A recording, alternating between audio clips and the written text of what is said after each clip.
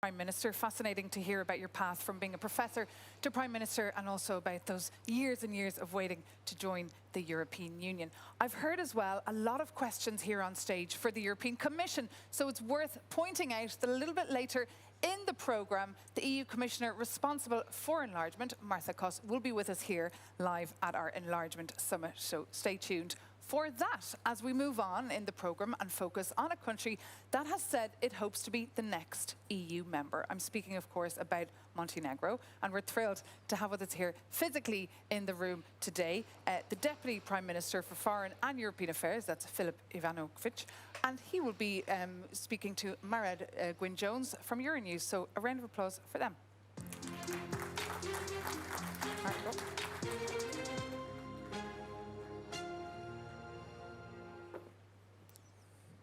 Welcome, Minister. Hello. Take a seat. Thank you. My guest is Filip Ivanović. He is the Deputy Prime Minister for European and Foreign Affairs of Montenegro, and despite being the smallest of all the countries wishing to join the EU, it is considered a frontrunner and widely tipped to become the next EU member state. Deputy Prime Minister, welcome to 12 Minutes With. Thank you for joining us on Euronews. Thank you for having me and for talking about Montenegro. Well, let's talk about Montenegro. As I said, the smallest, but the most advanced on its path to becoming an EU member. And you just received a glowing appraisal from the European Commission saying that if you keep up with this speed of reforms, you are on track to join in the next 3 years. Tell us then, what is the secret recipe for Montenegro's success? Well, first of all, let me tell you that the Së pari më lejoni të them se raporti që sapo kemi marrë është një provë e shtuar se ne si qeveri kemi vepruar më mirë se qeveritë e tjera të mëparshme. Ky është raporti më i mirë në histori dhe është provë e punës së palodhur të qeverisë malazeze, por edhe të institucioneve të tjera politike të vendit. A very successful intergovernmental conference that we will have by the end of this year. Si dhe do t'jetë një hap pozitiv i konferencës së ardhshme që do të bëhet brenda vitit për integrimin, ku ne shpresojmë të hapen kapituj të rinj.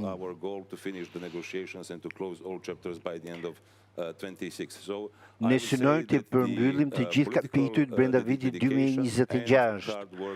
Ndaj dedikimi, përkushtimi i politikës dhe institucioneve janë ingredienti kyç i këtij suksesi. 2028, as you aim to do. It will be 20 years since you first applied for EU membership.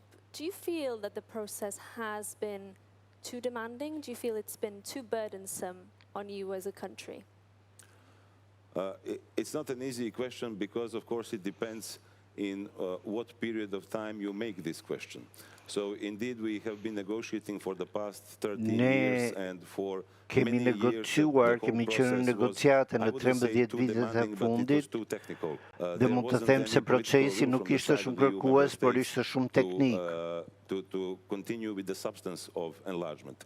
However, this has changed in the past 3 years. Vazhdimi i procesit të BE-s, i zgjerimit të BE-s ka ndryshuar dhe mendoj se ne tani kemi marrë mbështetje shumë bujare nga Komisioni dhe vendet anëtare dhe mund të them se Unioni e ka kuptuar se zgjerimi është një nga politikat kryesore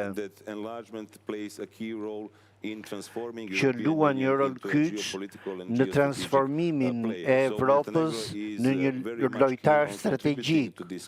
Dhe ne jemi shumë të gatshëm të kontribuojmë në këtë dimension të ri të Bashkimit Evropian, ndaj dhe kërkojmë të jemi anëtarët e rinj. Synojmë të jemi vendi 28 brenda vitit 2028. Concerns about the process of enlarging the Union and potential plans to integrate new members without giving them full voting rights. it's, I believe, a particular response to the way that some countries already within the European Union are using their veto power to block some foreign policy decisions. How would you feel about that? Would you accept that in 2028 Brussels would tell you you can come in to the club, you can join the club, but you won't have the full voting rights as all other member states have? Well, I would say that the word concern is one of the key words here in Brussels, and we hear it from time to time on different aspects of European policy. So we do understand, of course, that EU has certain needs of being reformed itself. However, we want this process without interfering with it to go hand in hand or in parallel with the process of enlargement. What we are aiming at is full-fledged membership into the European Union. Ne synojmë anëtarësimin e plot, prandaj po bëjmë edhe të ashtu quajtura detyrat e shtëpisë, por më lejoni të them se kuptoj prej nga vinë shqetësimet e BE-s.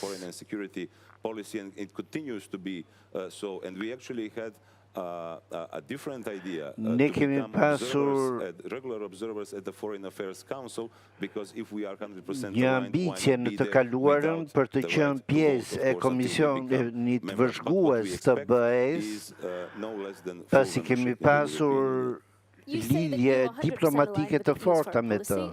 Other neighbours in the Western Balkan region are not, and this is potentially why there are new ideas being brainstormed right now about potential integration. Would you be willing to be accepted initially without your full voting rights?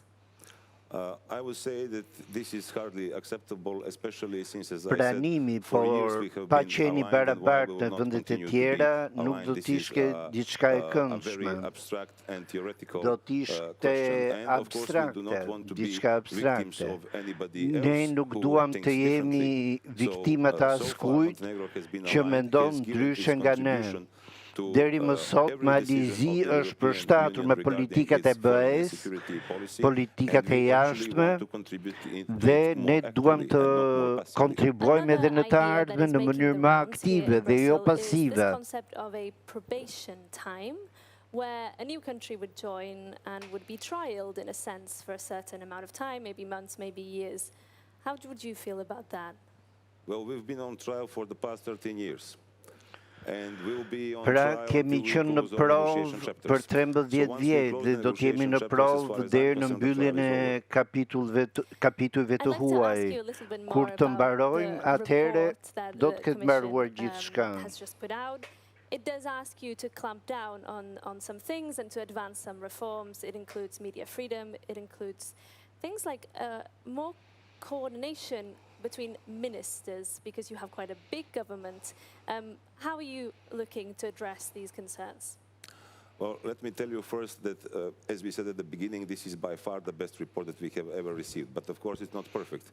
If it were perfect, we wouldn't be a candidate country. We would be already in the top 5 most advanced EU member states. So, of course, some work needs to be done. Puna jonë duhet të vazhdojë, por nuk ka kapitull ku nuk ka pasur regres. Pra, në disa raste ka pasur sukses të moderuar, në disa raste sukses maksimal. Por ne jemi përshkruar nga BE si një qeveri demokratike, si një vend me politikisht I qëndrueshëm, ku ka pluralizëm mediatik, por natyrisht ka disa rekomandime që duhen marrë parasysh dhe jo vetëm koordinimi mes ministrive, siç janë lufta kundër krimit të organizuar dhe korrupsioni. Ne presim që të shënojmë një rekord edhe në këtë drejtim, kur të kemi mbaruar negociatat dhe do të avancojmë, do të çojmë përpara lirinë e medias dhe lirinë e shprehjes. Por, përsëris, raporti I sotëm është shumë pozitiv dhe është shumë I ngjashëm me vendet që sot janë anëtare të BE-s.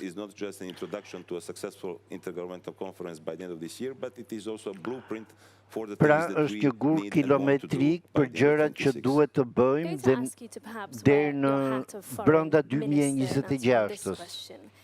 But how much of a geopolitical signal would it be if the EU were to accept Montenegro as a new country, and how much of a geopolitical cost would that be if the EU failed to do that swiftly?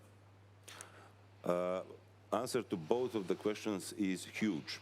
So it would be a huge gain for the European Union to finally prove that countries that do their job Bashkimin Evropian për të pranuar që vendet kandidate I përmbushin detyrimet dhe mund të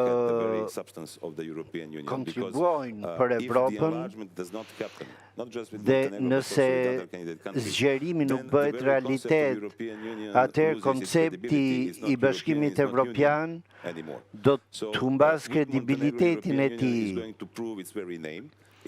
Bashkimi Evropian duhet të provojë emrin e tij, konceptet e tij dhe statusin e tij gjeopolitik.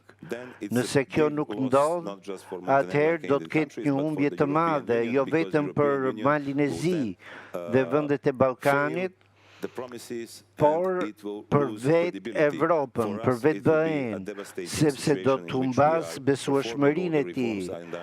Për ne do të jetë një katastrofë, por për Evropën do jetë një sinjal I tmerrshëm, pasi vendet e tjera do të kuptojnë se çfarë ndodhi. You come from a region where some countries have been in the waiting room for decades. Do you think it could be a pull factor? That is, could it send an important signal to the Western Balkans and encourage them to really accelerate their reforms if Montenegro were to join? Would it be a broader boost for that region of the world? As I previously said, if Montenegro does not join, it's going to be bad for the European Union. Sikurse thash, nëse Mali I Zi nuk bashkohet me Unionin, kjo do të ketë pasojë negative për të gjithë. Nëse Mali I Zi bëhet antar I BE-s, bazuar në procesin e meritës, në kuadër të paketës së integrimit, atëherë BE do të konfirmojë besueshmërinë e tij, do të nxjisë lojtarët e tij gjeopolitik, do të forcojë sundimin e ligjit, demokracinë, por edhe ndjesinë e qytetarëve tanë. Por do të ishte edhe një mesazh drejtuar vendeve të tjera të Ballkanit për të treguar se puna e mirë dhe përkushtimi politik jep rezultat. Gjithashtu, zgjerimi u provon. U dërgon një mesazh vendeve skeptike që mendojnë që janë kundër anëtarësimit të vendeve të reja. Thank you very much. Thank you so much. Thank you so much.